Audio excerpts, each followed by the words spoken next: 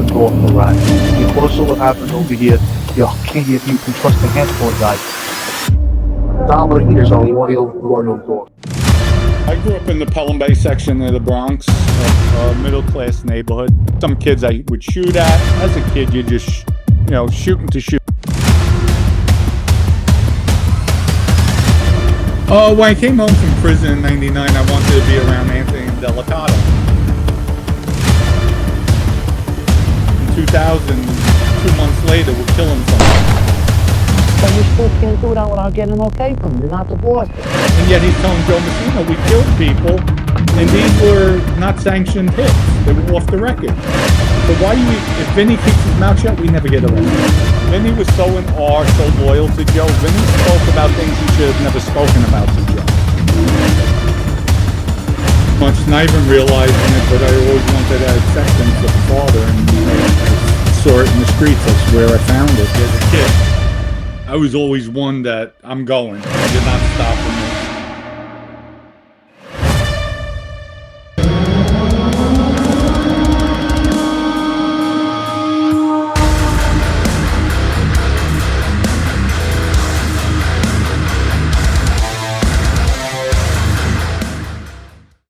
Welcome back, everybody, to the Roll the Bones podcast, season 2. It's been a long time running. Me and Dom have talked to each other a little bit over the last year. I'm really honored to have you here. Because you're somebody I really admire a lot of the stuff that you put out there. You own your past, probably arguably more than a lot of others. And I think like the two most genuine people in this genre are you and Aunt Arolata, who's a brother of mine. So introductions. I'm Chris. This is my brother Trev. What's going on? Nice to meet you guys, and it's a pleasure to be here. Appreciate it. So tell me a little bit about where you grew up, like when you were a kid, like were you around the mafia? What was it like growing up? I grew up in the Pelham Bay section of the Bronx, which was mostly Italian, Irish, German descent, middle-class neighborhood. As far as went to Catholic school, I was always good until I hit, I think, the 6th grade. Then I started turning. But you know what? It went bad in that year for me. However, I was transferred to a different Catholic school, and they had a curriculum, a sports curriculum that was outrageous. So I really dove into sports, where I was playing everything: basketball, football, soccer, volleyball, and they had a good intramural program. So I guess, where I would have been going down the wrong path at that early age, I was absorbed with sports, and that kept me occupied. And really, I gravitated to the world of sports at that age. And then, in my high school years, that's where things started going south. Was it directly like as soon as you started high school when things started going south? Hold on. Let me just see if I can raise your volume too if I have to.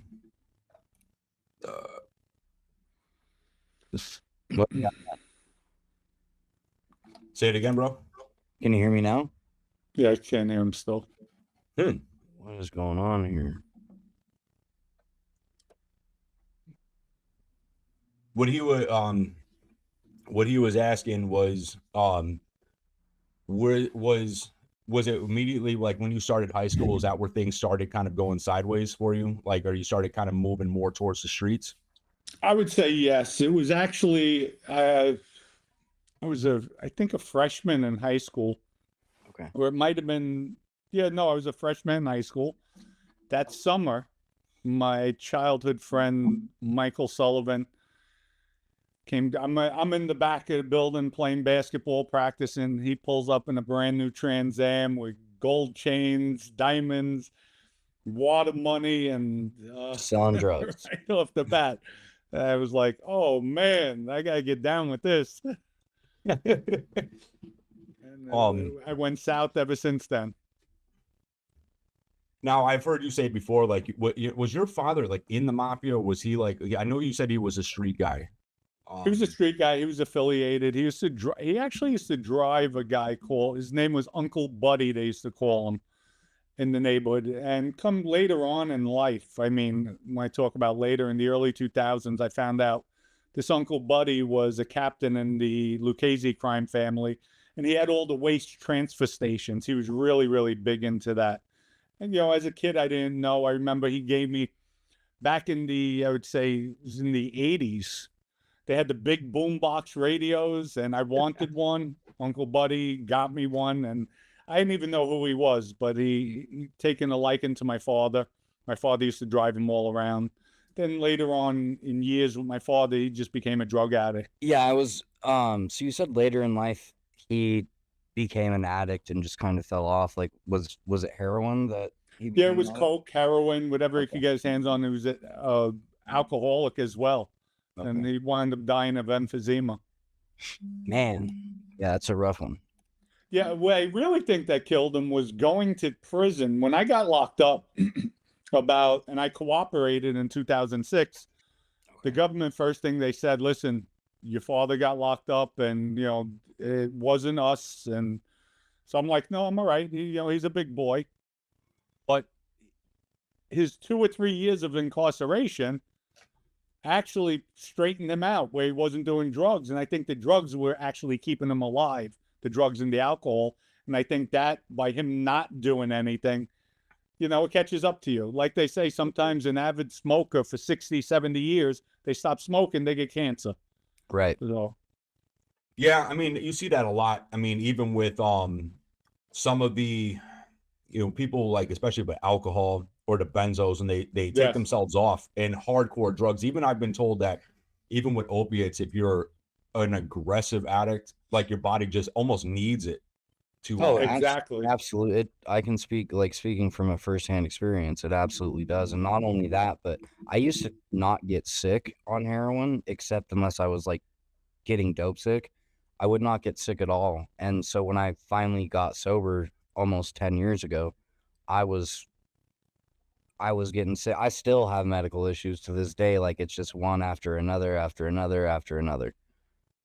So it's weird how that shit happens sometimes. It's very strange. Yeah, it is. And congratulations with your I sobriety. appreciate that. So when the thing I always found really curious, like, so when you started messing around the street, you were around Ernie Muscarella, because I know you had said many times he was like a father figure to you. That's correct. And Ernie was with the Genovese family. Like, how Yes. did you, like, what did you learn from Ernie when you were getting started? Like, did he really kind of teach you the way of the street? Keep you safe, keep you smart? He taught me how to protect myself, how to fight. He was really good with his hands. And if you'd see him, he's a big man, maybe about 6'2", 6'3", weighs maybe about 270, 260, but his hand speed is quick. I mean, I used to play with him a little bit when we'd spar, and very, very quick. But he taught me, you know, the tricks of the trade, how to conduct myself, how to carry myself, never back down. And at that young age, he basically, I seen him tell grown men in the neighborhood, because there was some kids I would shoot at. As a kid, you just, shooting to shoot, because it was the cool thing to do as a kid, not even thinking about the repercussions. Well, if a stray bullet hits an innocent bystander, it's just wild. I was off the chart. But I would watch him tell adults, this kid does whatever he wants. This is his neighborhood. Tell your nephews, don't even come in the neighborhood. He has a green light to do it. And they would say, okay. They would back down. And that's crazy. where, that to me, that was as crazy as it sounds, that became my father figure. That became my father, my protector. Even though it's sick to say that you're telling people he could kill somebody if he wants to, and you guys can't do anything about it. But, that was the sick and twisted world I was living in at that time as a kid. Yeah, you started off really young. It sounds Pretty like it. pretty much, not even realizing it, but I always wanted that acceptance of a father, and I saw it in the streets. That's where I found it, and that's the sad part of it all. But it made me the man who I am today. And I was always taught, when you speak, make sure you're accurate, because words in the street could get you killed, or Yeah, get they somebody else matter. killed quick. For sure. So, I always prided myself on being as accurate as possible when I said something, and or passed the message. Until this day, if I'm arguing with somebody on the internet on my channel, or we're going back and forth, I make sure I'm accurate, that I have proof. I don't just come out and slander somebody just for the heck of it, like the Jeff Nadeaus and the Sammy Bulls of the world. That's what they do. And, I'm battling with them, but it's all good. I'm having fun doing it. But you know what? They look like fools, because at the end of the day, I'll call them out, and they could call me out verbally or read a newspaper article. That's not calling somebody out. We all know newspapers, they're looking to make sales. So, of course, they're going to write what they want in there. And that's it. Bro, First what, never back down. What I've learned over the last maybe 2 years, the mob genre got more drama than like a 90s soap opera with some of these people. Woof. It's true. That's worse than Housewives. Oh my God. Like I prided myself. I don't get bogged down in that kind of horse shit, because for like, I noticed that the people have been so poisoned by movies and Hollywood and The Godfather and all that nonsense. They're so poisoned by it, and none of these people that are out there abusing and attacking guys like you or Ant, they never committed a crime in their life. They don't understand anything. They're just literally just regurgitating to be abusive and try to get their 3 seconds of fame. That's the word I use all the time for Jeff Nadeau, regurgitate. He'll take somebody who did research, a reporter, he'll read about it, regurgitate it, and then come out like he did the story. Like, I'm like, Jeff, you're wrong. And people don't like to be called out. And then he'll call me the scum of the earth. Cool. I accept that. My former life, you could say that. But I'm coming out as a content creator. You're regurgitating me. You put my name in your title, you're getting views, you're getting clicks. Right. And, they don't even have the decency. And for a mafia standpoint, we were groomed, never admit you were wrong. I was groomed differently. If you're wrong, admit it, because people already know you're a thug, you're a killer.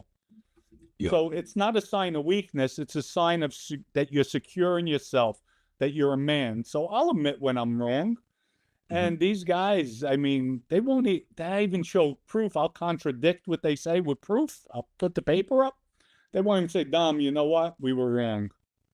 That just shows me that little people, that weak-minded. What was that? That black and white never lies. Exactly. But it's all good. It's all good. But you're right. This is as the mafia turns. And it's just wild. And I mean, it is funny, because the bigger this platform is becoming, I love the fact that I live rent-free in some individuals' heads. Right. It's like, I used to get a little bit bothered by, the troll comments. I would react bad, and now I just it's like my morning cup of coffee. It's like, oh, let's see who's talking shit today. And I just laugh. And there's times that, I've gotten really mouthy when people start talking shit at Ant, and posting up on Money Maven and Mafia. And then it's just like, and then I get all people like, oh, dude, you're just going to hurt his business. So it's like, yeah, you're right. So I back off. But because the thing is the ignorance in society is, I feel like they're not willing to accept when somebody, we have this anti-rat culture, which I'm actually becoming a counter argument to it. The more I've gotten to understand people, get to know the human nature, they demand that people hold themselves accountable. They demand that people act like a man. They have all these cliche things. But when somebody does the conscious choice of turning their life around the way you have to, and you dedicate yourself in a lot of ways. There's countless situations where you've shown up for people, you've helped people, there's plenty of people that will say you will give the shirt off of your back. It's well documented. To have you be attacked for doing the right thing. You know what I mean? Like, so Oh, what it's is it? What's frustrating. It's fun. Trust me. That's why this last, I would say 2 weeks, I took a lot of time off because it's like I'm starting to see the old Dominic come out where it's not gonna let me pull back. I'm getting in my feelings too much. Don't, and then I say my prayer. God, give me the strength to change the things I can. And that's it. Like, don't stress the things I can't change and change the things I can. And that's all part of these platforms. But it does get frustrating when you're being told you're a thief. You just robbed somebody. Meanwhile, even my OCN coin, I've taken the biggest loss. But I'm okay with it. Like I tell people, we're down, but we're not out. We're going to build it back up. And the same people, it gets frustrating. It gets frustrating. Then you have a guy like Sammy, Jeff Nadeau. It's a rug pull. It's this, it's that, and it hurts when you're doing the right thing and you're not involved. Even when I did the transition of the coin, we took all the liquidity out. We did the new coin. Everybody said, oh, he just robbed everybody. He robbed everybody. I only had one person come on my channel and say, Dom, I thought you robbed everybody. I apologize. This was just a viewer. I was like, wow, thank you. That impressed me. Only one person. It's accountability, like somebody owning that they were wrong in a situation and then they came direct. Yeah. And especially in that setting, because I mean, listen, your lives there are some of them lives, man, they are on fire. That chat is cooking. But the fact that not only did they own it, they came in front of everybody and owned it. Right. That's a lot. I have a lot of respect for that. It definitely means a lot when somebody does that, for sure. Yeah, no, that meant so much to me. And it's just that one person that could turn your thinking or the way you perceive people around just because of the fact, wow, okay, somebody did notice, or somebody had the respect to say I was wrong, just like I would do. And granted, my history, my past doesn't help. But so many people try using my past against me for my future. I've been out since 2013. I don't even have a parking ticket. I've backed down from so many fights where people come at me. They didn't come in harm's way, so it was easy. But, if they came close, then it might be a different story. But I could say till this day, I'm a civilian. I haven't hurt anybody. I haven't done anything wrong. And I'm going to just keep on proving people wrong as they sling mud. It feels good to say that, huh? I personally, I was going to say it feels good to be able to say that, huh? Yeah, it does. I've been through it myself, and, it's making that transition from like the fast life into being a civilian is really like more difficult than people understand unless you've been there and done. Yeah. And you know what? You could talk. I'm going to use Sammy Gravano for an example. This man, I've shown proof, talks about, okay, he went to become a Christian. They baptized him. And I go like this to be sarcastic. He went for the ceremony, and then I heard him on a show maybe a year later talking about when he stops by this certain area, he went to see the pastor who baptized him. All of a sudden, I get a text message. Hey, have you seen Sammy lately? And the pastor responded, no, I haven't seen him since I baptized him. So he's using that to milk people because he sees Michael Franchise is doing well. He's a Christian, but Michael's sincere with it.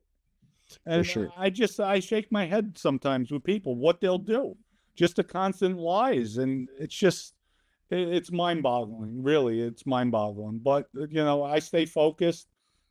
And again, if I'm wrong, I'll admit I'm wrong. If I did something, I'm a man. Like, at the end of the day, I'll admit it. To me, it makes a bigger man to admit when they're wrong, when they did something wrong. Absolutely. I know, like, as far as even with people leaning with with Christianity and the faith and stuff like that, I'd say, some of the people that I've met, like Robert Borelli, like I thought he's an amazing man. Like I've talked to him plenty of times. He's a very sweet guy, but I believe him when he goes to. Like he's involved in the missions, he's involved in his church. I mean, he's very fun, he's charismatic, he's a sweet guy. Mel Chancey is another one, the former Hell's Angel, still, but he built his platform not on his past. You know what I mean? He built it on who he is today. And I think it's a lot of the same thing of what you're doing is you're building on who you are now. And some people don't want to accept it. Fuck them. I mean, there's ignorance out there. We're never going to be able to stop ignorance. But I don't like when people try to hide behind religion or faith just to gain views or clicks. Right. Or, that's a really dark thing. And I wouldn't want that karma on my soul, like by trying to leverage that. It's just like it's not a good road to take. Well, a guy like Sammy doesn't have a soul. I mean, I did time with him in the federal institution. We were together in a unit. I was heavy into religion at that time. That's where I found my solace while I was trying to understand, because I had a hard time to come with terms about my cooperation.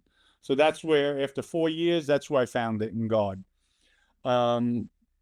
Sammy wasn't about God. Sammy was about, let me join the Indians to pray with them so I could smoke tobacco. Sammy was always about getting over.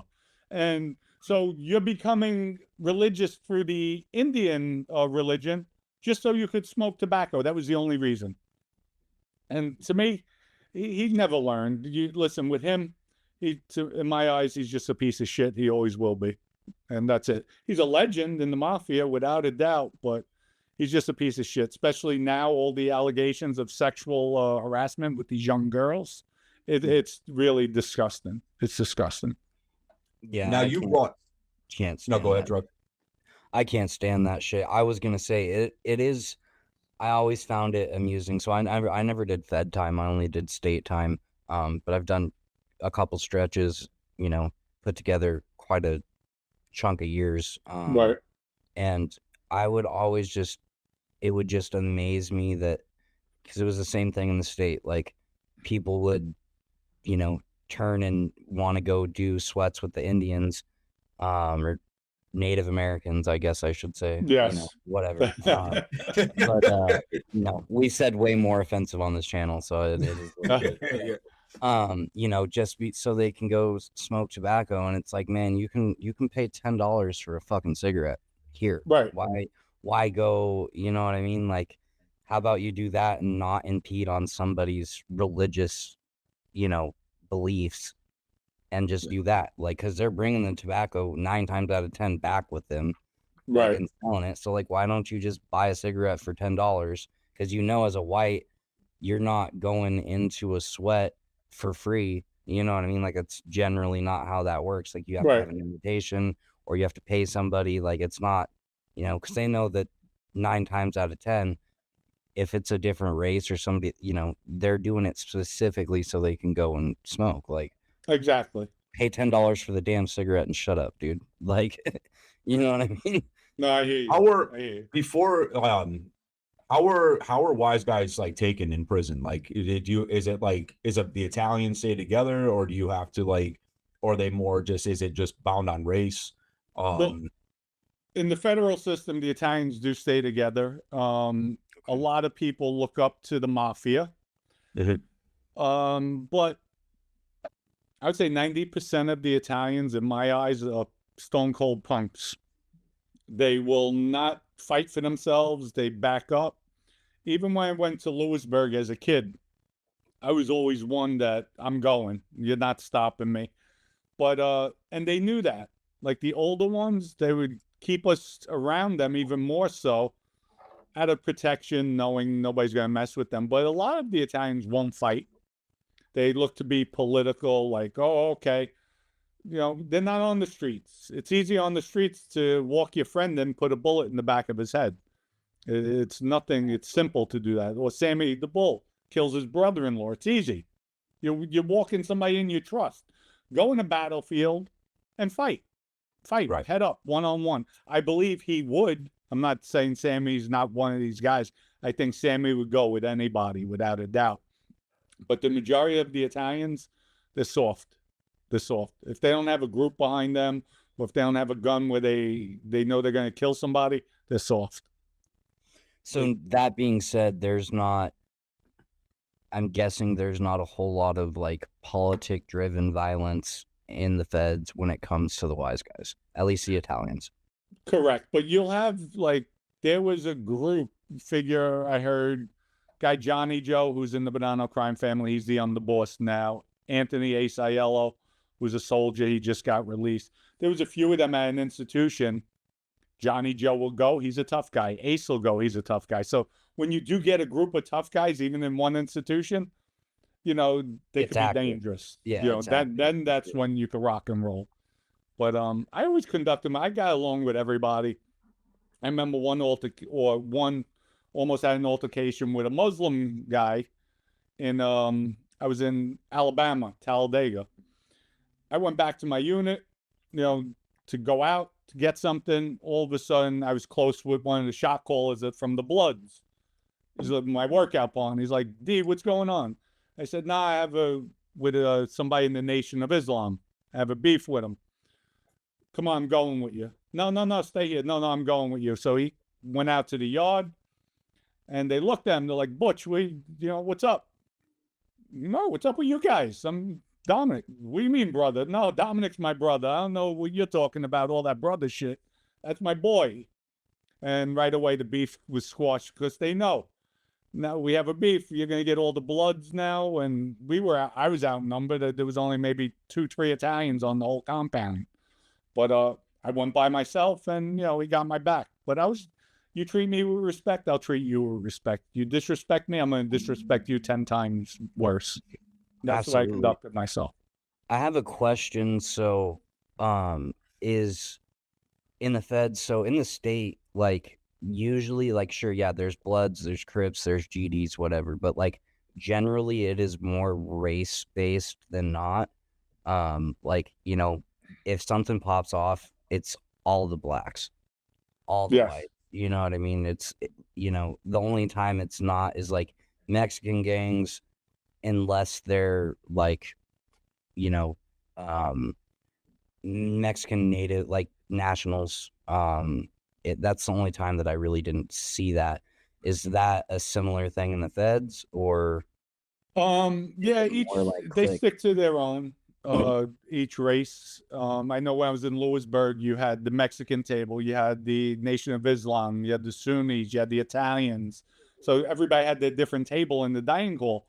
So even if, say, the Italian table, if nobody's sitting there and that dining hall's packed, nobody's gonna sit at that table. That's your table. Now you might have an agreement with next to us. I think we had the Nation, we had Mexicans, Aryans. So sometimes the Mexicans and the Aryans, if they didn't see us, they would sit.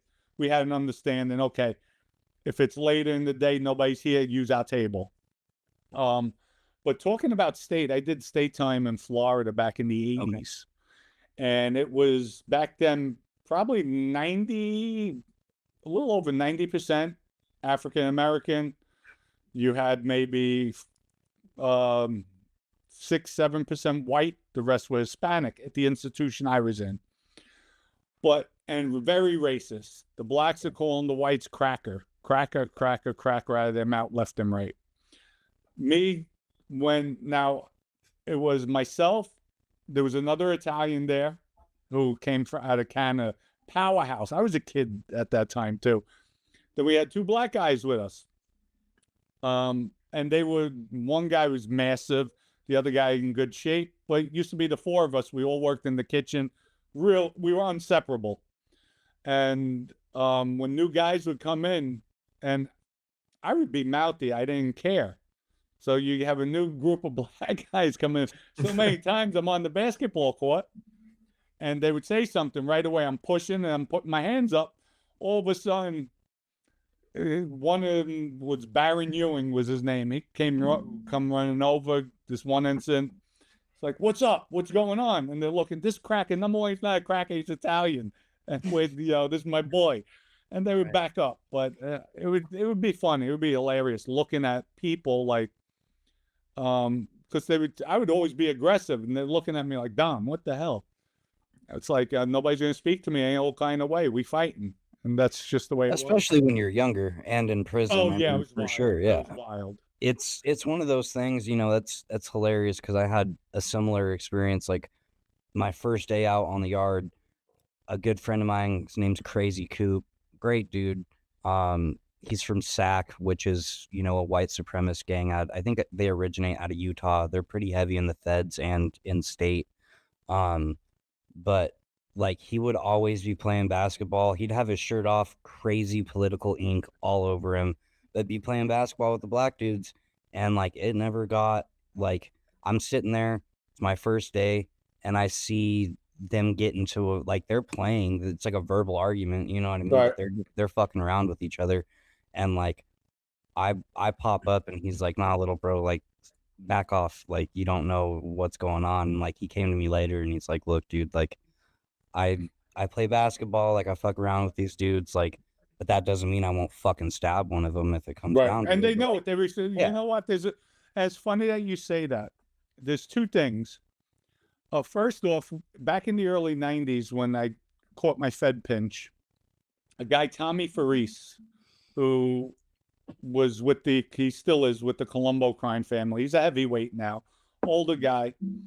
I'm in the unit and they call Cicale. So I go to the counselor's office. I come out. He says, hey, you know Donnie Cicale? So I said, yeah, why? What's up? And when I'm a little aggressively, I don't know him. So he says, no. Who is he to you? I said, it's my father. Why? I know him. So right away, I go downstairs. I call my father, put him on the phone with Tommy. They're talking. He said, all right, let's go out to the yard. So we go out to the yard. He says, you must be extremely wild. I said, why? Why you say that? My father kept on telling him, please make sure my son is calm. Please make sure my son is calm. But it was hilarious with that. But and talking about with people, I was in again Estelle, South Carolina, in the feds another time, and I treat everybody with respect. And with the Nation of Islam, you have a lot. There's some people that are just racist. They don't like the whites. Right. We're on a weight pile one day, and I hear a comment. It wasn't directed towards me. So right away with my mouth, I'm saying, talking to my friends who I work out with, they're black guys from LA. Hey boy, come here. Get over here. Pick up my weight. And they start laughing. And they're coming over. They're my workout partners to pick up. That's right, you're gonna listen to me. And they're laughing and they're whispering under their breath, yo, D, you're effed up. You're wrong. I said, I know, but come here. Because I'm, showing the nation, like, don't play games. Don't hit with that white boy, that cracker shit. So I'll give it right back. But they knew where I was going, so they didn't play that either. But you can have a lot of fun in the institutions. But the nation, what I'm getting at is, I'm coming out with some nasty shit, and they're not coming to me to bang me out because they already know, like, oh man, we got this crazy ass Italian started, because there's a mutual level of respect. Don't get me wrong, if I hit one of them or something happens, it's going to be an all out chaos. For sure. Verbally, they're not going to, they're just going to let it go because they know they'll have a problem. Like I know I'll have a problem with them. So, all right, we'll go back verbally. When you're in prison, does family matter? Like, do you click up, like, would say, like, do the Genovese stay with the Genovese, or do you lose that kind of, all right, you're no longer a Lucchese, a Genovese, or whatever, like you were on the street. When you're inside, it's just singular Italian. Or do you guys still kind of click up? Like, no, it doesn't matter. We're all one in jail. They say you leave your button at the door, even a maid guy. Your button gets checked at the door. We're all one. Now, don't get me wrong. If I'm a Bonanno and there's two other Bonannos there, and there's something going on that I don't like, I'll pull them up. Guys, listen. Let's try to. You will stick together, but overall, we're all one. If that makes sense. Or I should say, inside our community, our families come first, but to all the outsiders in the institution, we're as one. We're together. So to go back to, like, when you were on the street, I know, like, so Ernie Muscarella was a powerful figure within the Genovese. How did you go from, if you look at that, like, I would imagine you would have gone to the Genovese. Like, how did you end up with the Bonanno family? When I came home from prison in '99, I wanted to be around Anthony and Delicato.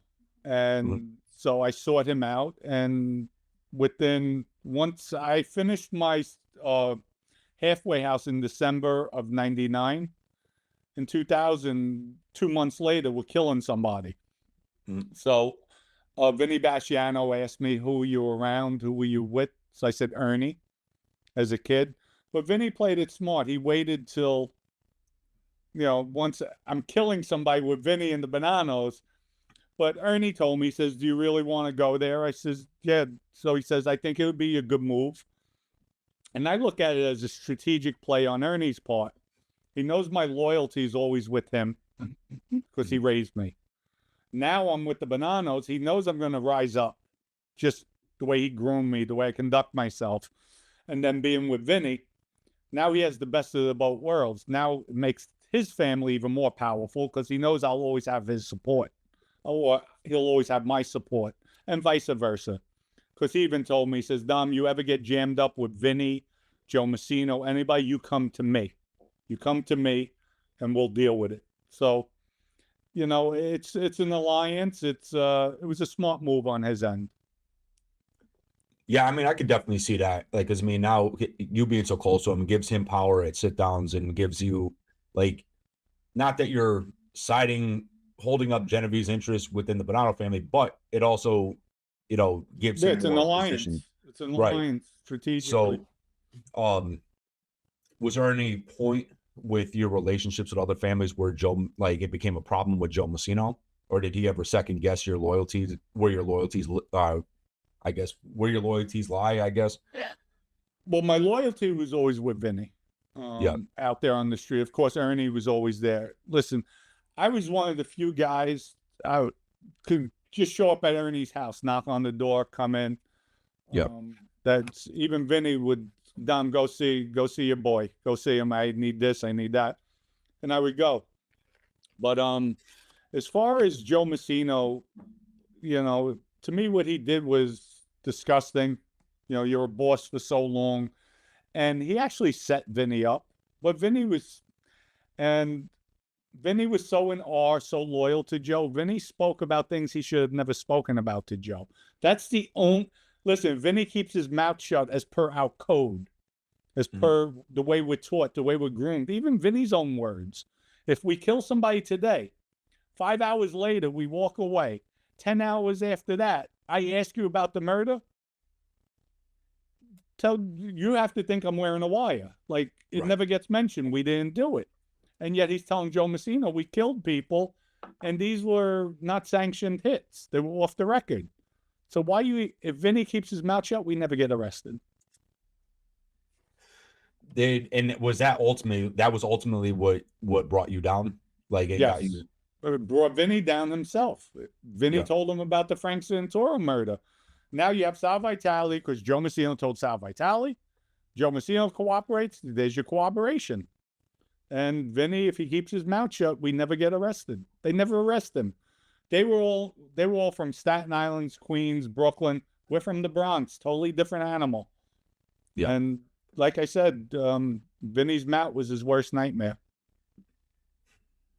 In the landscape, that's the thing I always thought I found most interesting, especially when it comes to you and Anthony, is you guys are from a different era of the mob. Everybody focuses so heavy on the 70s, the 80s, like kind of like, I guess, the prime of it. Like, in your opinion, like what's the biggest difference between like the 80s mafia versus your era? Okay, I would say I hit both eras the way I think Anthony would as well, because we groomed old school. We saw some of the old school ways with the violence and everything, and then coming into the new generation. The new generation, from what I see, doesn't have substance. They don't have stability. They don't know what they're doing. And if you don't have, in the mafia, if you don't have a fear factor, you're not getting the respect. Because if nobody's getting killed out there, nobody's getting hurt out there, there's no respect. You lose it. Throughout the years, you're going to lose that strength. The difference is you had men back then that didn't care about going to jail.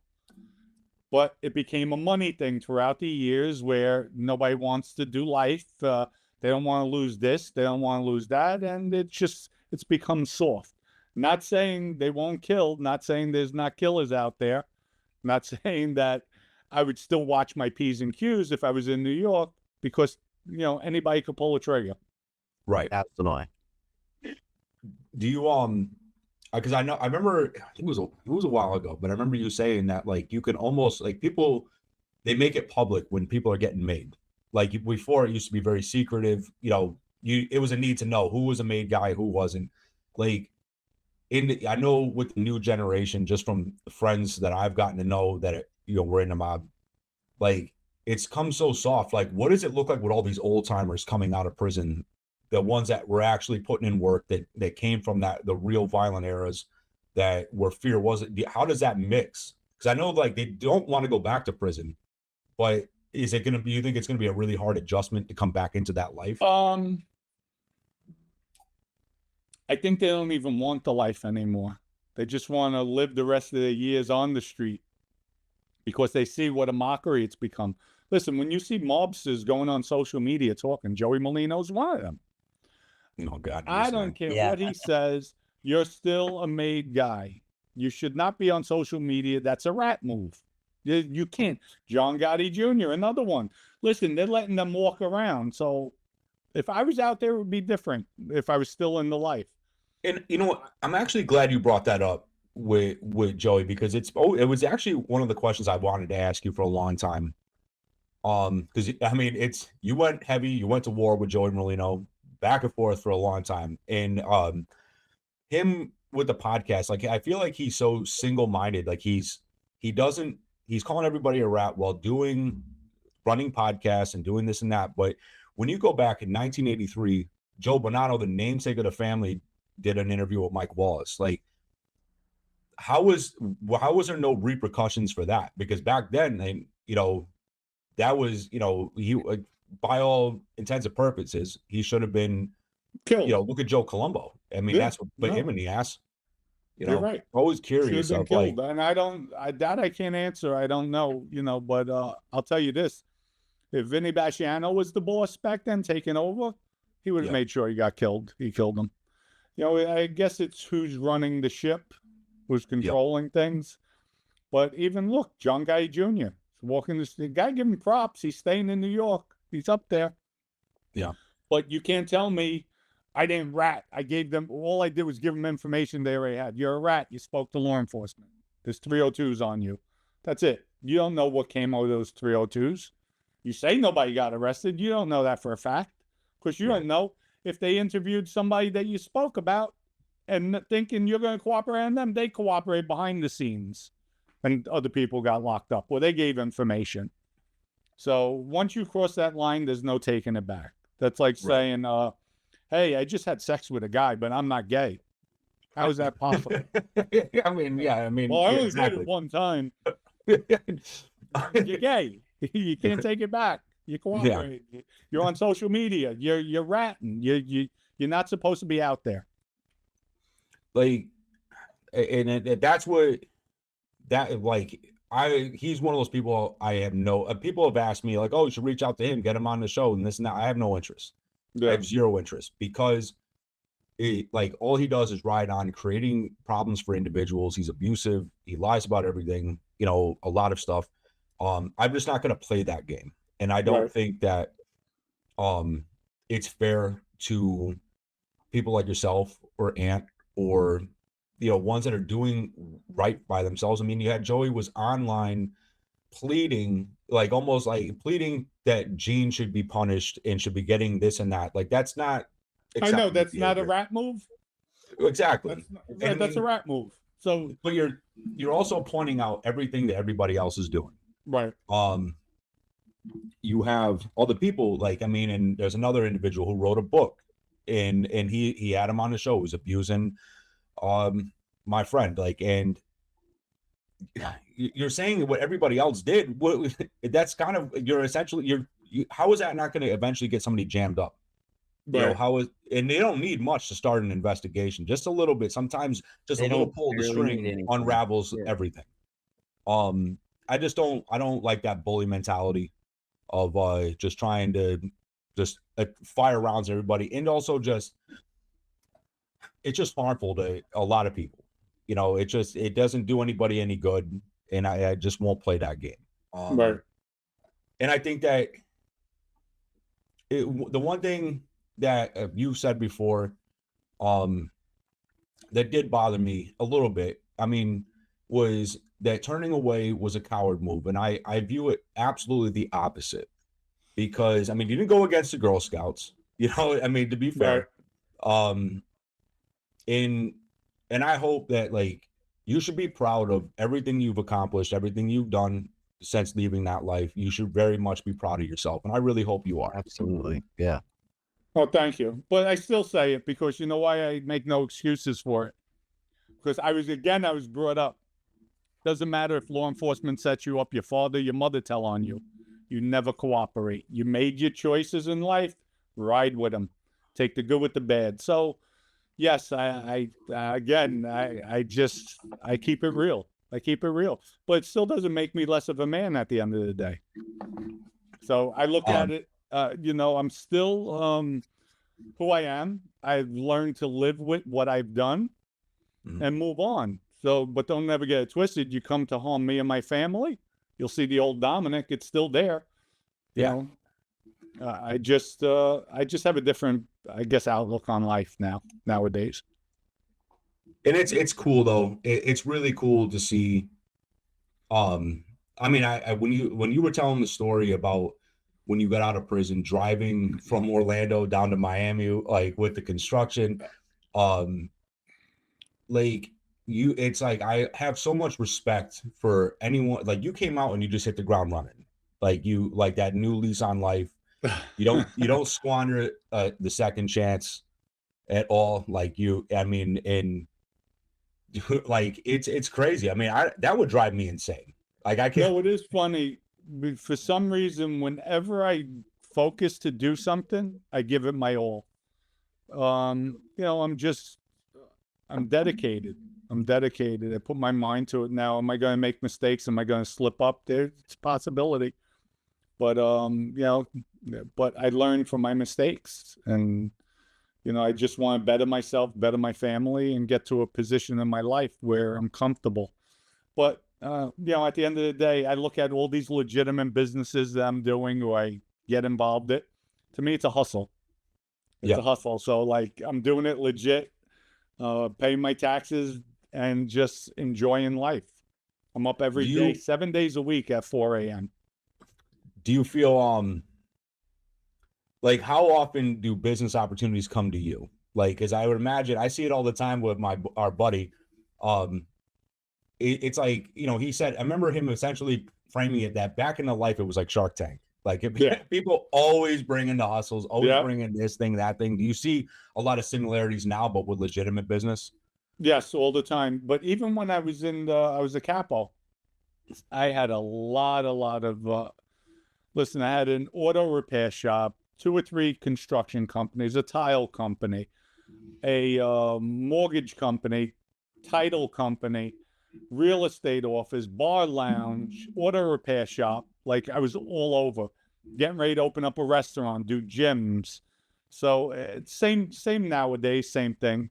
It's just I don't have the mafia behind me.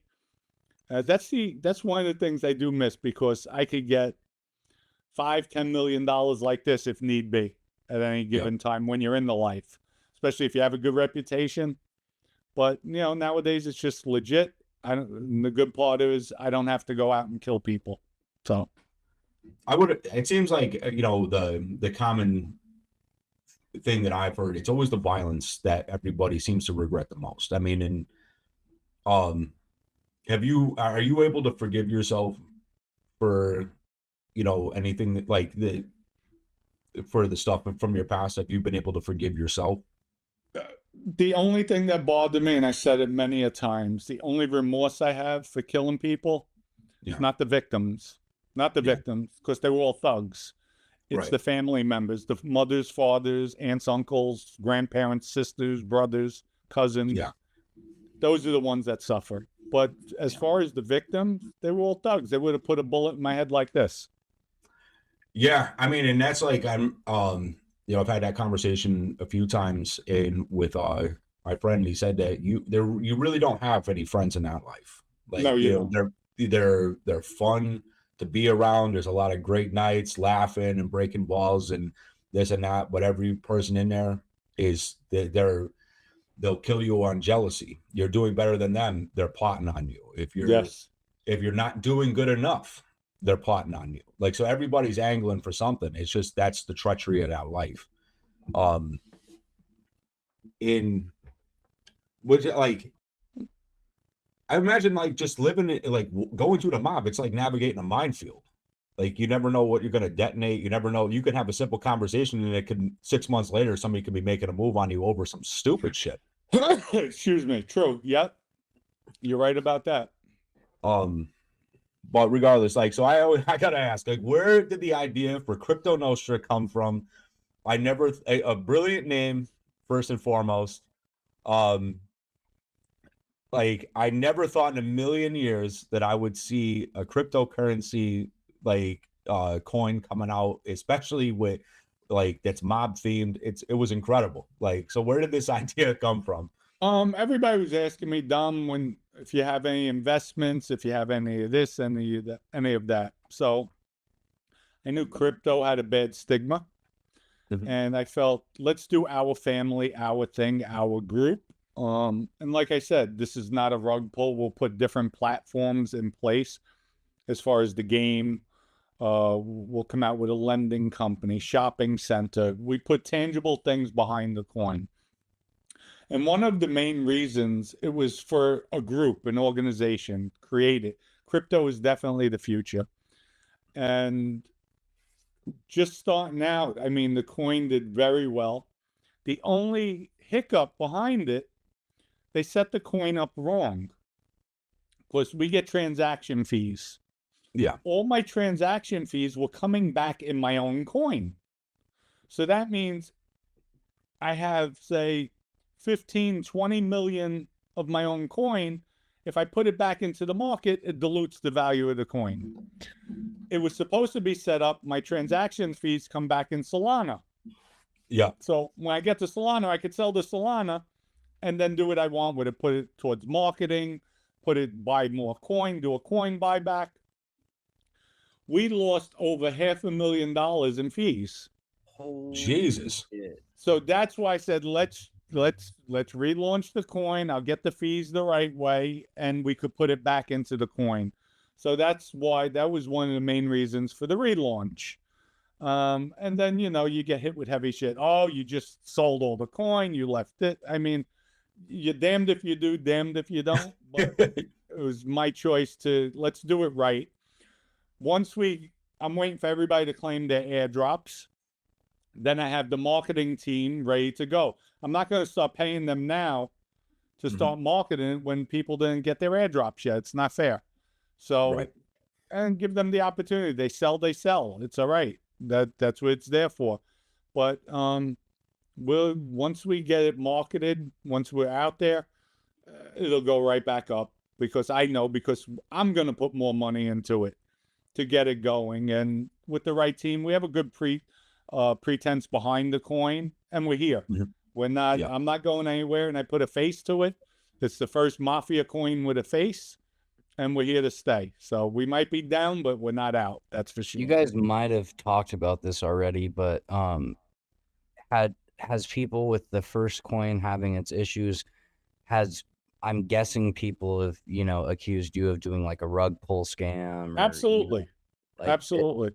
Has that been something that, I mean, if you guys have already covered this, we can skip it. No, we didn't cover it. Is that, like, I'm sure there's all, like, people are saying shit about it. Does that deter you? Do you think that that's going to cause an issue when you relaunch the coin? Do you think that that's going to ease people? Like, it's going to be better when you relaunch the coin, showing people like, hey, look, obviously there's, no bullshit going on here. Well, right now they said Jeff Nadeau is the first one. I rug pulled everybody. I robbed people. I sold this. I sold that. Oh, he's not giving anybody their coins back, but people are getting their airdrops back. So if you were holding 10 million coins, you're getting 10 million coins back. So Okay.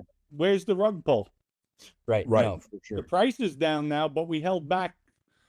We didn't fill up the liquidity pool fully for this reason, knowing people are going to sell. I could have locked everybody's coins for 6 months. There was a discussion about that. I didn't want to do that because I don't want to freeze up somebody's money.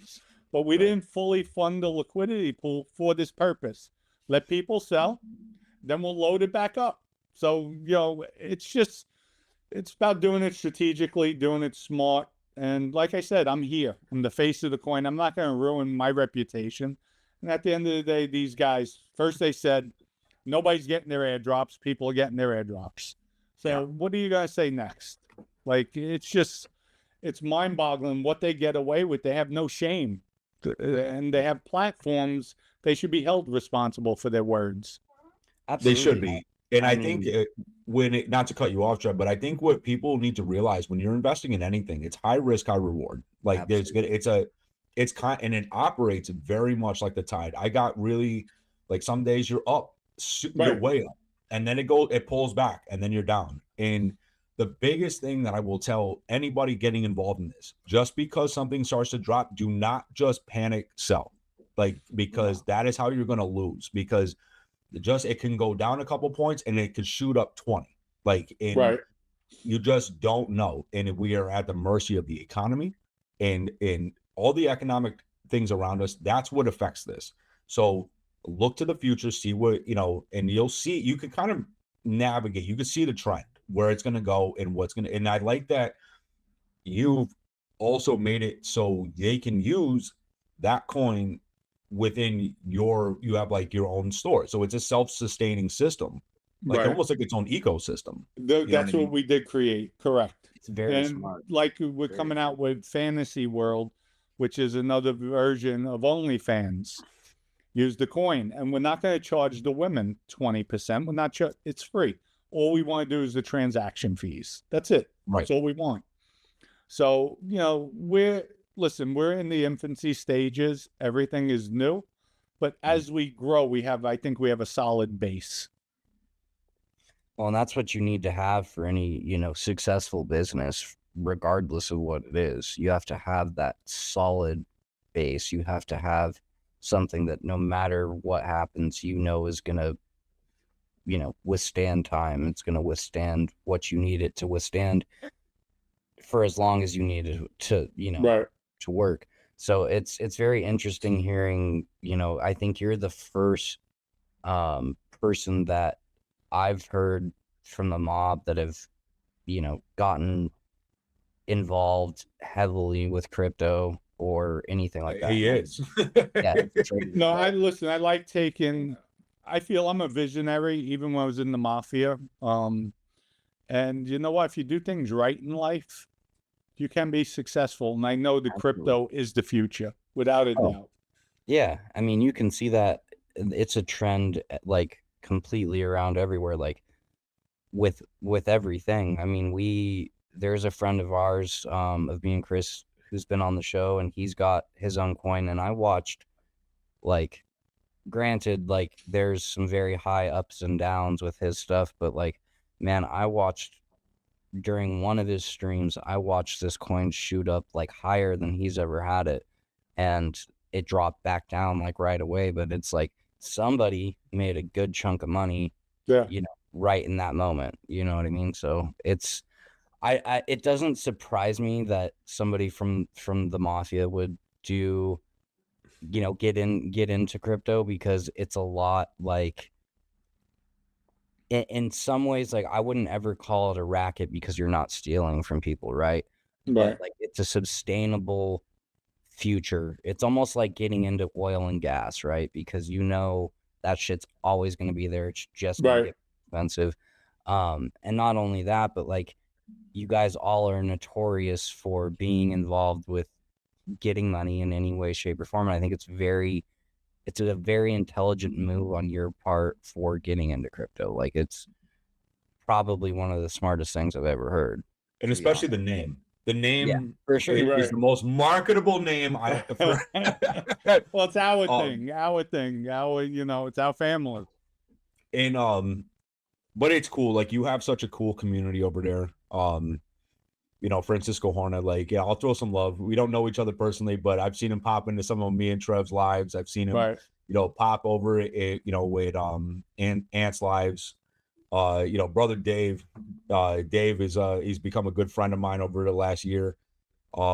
There's so many great people in your community that you built, and loyal, and that's like They are, and it's that's funny what that, people miss.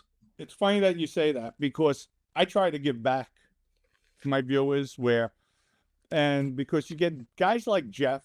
Hey guys, I need money. I need this. Well, Jeff, you know what? You talk about me being a piece of garbage. I've given thousands of dollars away in shirts, hats, books. Yeah. Did Thanksgiving dinner, which cost over $10,000 to bring. That's the real shit right there. Fuck a hat. I mean, and even with that, he said something negative. Said something negative. Like, you really are. And people come on, Dom, could you do a GoFundMe? OCN, I have donating out of my own pocket for OCN. It's like, wow, I'm doing a rug pull, yet OCN did Thanksgiving dinner. OCN just donated thousands of dollars to help people with their burials. And wow, like, it's just mind-boggling. People aren't smart at the end of the No. day. Like, that's what it's not at all. Like, No. there's a low. The IQ average is dropping significantly very fast. Oh, definitely. Yeah, like, I think they start their day by sucking off their exhaust pipe, and then just that's how they take their day on. It's at some points, but no, it's connecting with your community is always the most important thing. And I see you do it. I know Ant does it. I know me and Trev, we try our best to do it with ours. Listen, you could do what you could do, and that's it. But at least you're appreciating the people, your viewers, your audience, right? Where my philosophy behind this, and me and Trev have talked about it at length, is I'm very blessed. I'm blessed to have you on this show. I'm blessed to have met the individuals that we've encountered over this past year, because we're only in our first year. Okay. So we're just starting year 2, but like, we might have interviewed people, we've sat down, we did certain things, but none of this is possible without the people watching, the people sharing it, people showing up in supporting this. It's not possible without them. Right. Otherwise, you're just talking to yourself, and I think the misconception is with people, sometimes, like, I know a lot of people are gonna watch this thinking that we're gonna, reiterate your entire life story. And that's just, we wanted to do this to show people who you are today, who you like. Thank you. And that's what this is always going to be about. We have very strict rules. We're very selective on who we work with. We will not work with a pedophile. We will not work with, we are very avid, and we go after pieces of shit like that. And we will not involve anybody that is openly going to cause harm. Right. Or their prerogative is to hurt people. Right. That's just never going to be what this is about. But good. That's good.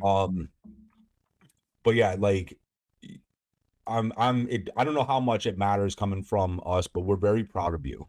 Like, thank you. It matters a lot, because you know what? Every little bit with me helps. Because listen, I go through my own trials and tribulations, as far as I can't deal with this. It gets stressful, but people like yourself with the little comments or compliments, it helps. It says, you know what? I could have 10,000 people knocking me. Give me 4 or 5 people, Dom, we love you, thank you. That outweighs the 10,000 people. Let's go then. Let's go. As long as I know people are out there, they appreciate. And again, I'm not always right. But my intentions are good at the end of the day. There was something I talked to you on the phone. Obviously we were going to do this. I remember me and you were talking about, we're going to do this like a year ago, and just life gets in the way. But there was something you said to me that I actually held on to, and it meant a lot to me, and I've applied it, and it worked. I remember you basically, it was when it comes to business, if you throw like a bunch of darts, if one of them hits you, you've already won, and it doesn't stop you from doing it, picking them up and throwing again. Right. And I held on to that statement, and I've applied it to this platform. Nice. And True. and it's a very big part, I believe, in holding on to that, is like making that a religious statement to me. And the encouragement of Aralata, and the encouragement of the Alaskan Avenger, like though there's certain components that you do have a significant role and to where this platform is now, into some of the businesses that I'm involved in now. Like, so I don't want that. I want you to know that, like, I am a member of your community. Like, I do listen to the words you say, and those little statements, they don't get lost on people listening. They never do. Thank you. It's the little things that usually mean the most to people, you know what I mean? Especially Yeah. the little statements. They can go a lot further than you thought that they were gonna go. Right. You know, I do have another question about like your transition after you said you got done doing your last bid in 2013, right? Was it? That's when I 13? came home. Yes. Yeah. 2013. So when you came home, was there a period of time? I know you said you had cooperated. Was there a period of time after coming home, even though you cooperated, that you still felt like you had to live a certain way or act a certain way? Or were you on the other end of that spectrum? Were you so institutionalized that it was completely different? Like for me personally, like when I got out, the first like 3 weeks, I slept in my walk-in closet because it was like roughly the same size as a cell. My wife was, every night, like, are you going to come to bed? Like, no, I'm comfortable here. Like, I'm asleep here. Like, it took me a little while to get out of that. And then on the same sense, like, I was very active with, like prison politics, and I stayed in that headspace for way too long, like way, way, way too long. And I wanted to know if that was something you struggled with, or if it was different for you, or, how did that go? I might have been more reserved, where I'm observant of my surroundings and just quiet, looking, not so vocal. But I had the mindset, I'm not going to go back to my old life. I'm Good. not going. So even when my friend called me for a construction job, I told him, Yehuda, I'm not interested. And then he went through the whole gamut. Dom, it's your job. You could have it. Dom, it's a $200 million job. I'll be down there tomorrow. But I wanted to stay away from everything that was basically associated with my previous life because I didn't want to fail. But when he said that amount, I couldn't pass it up because I knew that would propel me to get back on my feet quickly. Sure. So Absolutely. I took the opportunity, but everybody says, wow, he was just given a $200,000 job. Yeah, but in the interim, my travel time was minimum 8 hours a day. Travel. Every day I had to do it. That's a lot for of probation. windshield time. Yeah. But you know what? You bite the bullet and you did. And I did it for 2 years, 4, sometimes 5 days a week, back and forth. But that you do what you have to do in life. I mean, I'm leaving the house at 3 a.m. There's some nights I didn't get back till 11 p.m. Same thing all over. I had to be at that job site. But, you do what you have to do.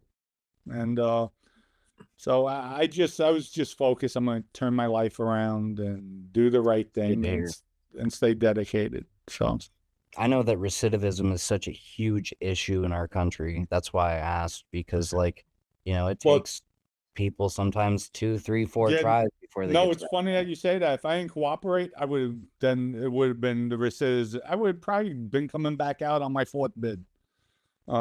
Yeah. But since I cooperated, I'm like, okay, I have to change now.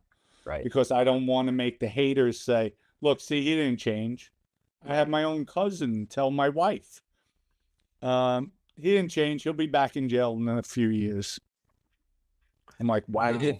And that's kind of a hard thing to have when it's almost like, even when you're doing the right thing, when people people are still rooting for your failure. It's disgusting. that's a hard thing to reconcile. Yep. You know, I fought my own demons in my life. And you know, and even starting this, oh, it's a fucking joke, it's a hobby, it's a this and that. Yeah, I promise you, if you're getting into social media, this is not a hobby. Right. This full-time fucking job. This is a full-time job. Like, but yeah, man, like that.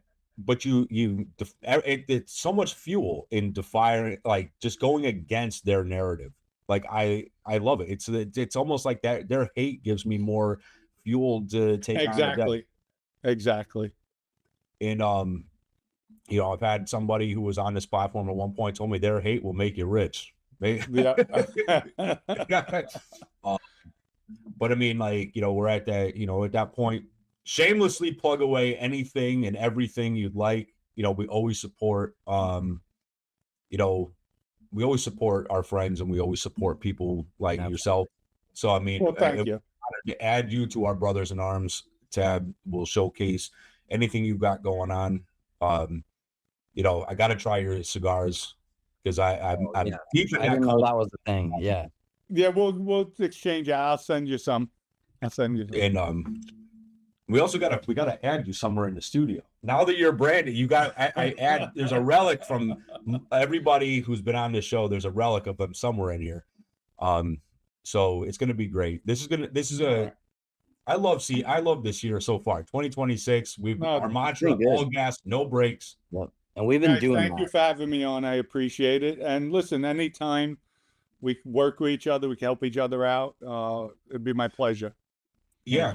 So where can everybody find you? Because we're gonna have all your socials linked down below. Okay. Mafia Roundtable, or you can always check out official Cosa Nostra. That's our coin. And we're getting ready to trademark everything with Dominick Cicale as the brand behind it. And it's just one day at a time and one step at a time. And we're just going to build and keep on going. And the haters, you know what? I tell usually on Instagram every morning when I leave the gym, you haters keep on hating because we'll take that negative, make it a positive, and that fuels us to keep on going forward. Yeah. And that's it. Yeah. So, of course, our little plug, the official drink of the Rolled Bones podcast, the Pozzo signature blend. Yep. And you can check everything that me and Brother Ant got going on over at Money Mayhem and the Mafia. Even check out AnthonyArlottaOfficial.com. Get one of these dope ass Arlotta Smoke Shop shirts. You got a lot of good stuff coming. We got to get you and him on another live. Oh, definitely. Without a doubt, would be my pleasure. Yeah. So set it up. I'll make myself available. I'll have him hit you up and we'll get all that cooking. Okay. Trev, you got anything you want to throw out there? Oh yeah, the Alaskan Avenger official.com is on fire right now. Yeah, can't forget that. Our merch shall be available for Roll the Bones here shortly. We are working on it. I think you're wearing one, aren't you? I am actually. So the day one motherfucker shirts. Day one motherfucker shirt. Nice. Yeah. So with that being said, you know, you got to ride for something in this life or die for absolutely nothing. Dom, it's been an absolute pleasure to sit with you. Brother Dave, thank you for bringing this home. He's down below. He's been watching the whole time. He's down in the basement, just listening. He's down in the base. He's under the bed. Yeah. He's listening from under the bed. Yes. And this is, but no, this has been a great year. We're going to conquer this fucking year. And we're going to show no mercy. And, you know, tell the haters, we're not. Keep on hating. Absolutely. I promise. We're not laughing with you. We're laughing at you. So, Dom, it's been a pleasure. Thank you very much, man. I hope you had a great start to 2026, and I hope it goes fruitful for you in all your adventures. Thank you. Same to you guys as well. Thank you. All right. Now that's it.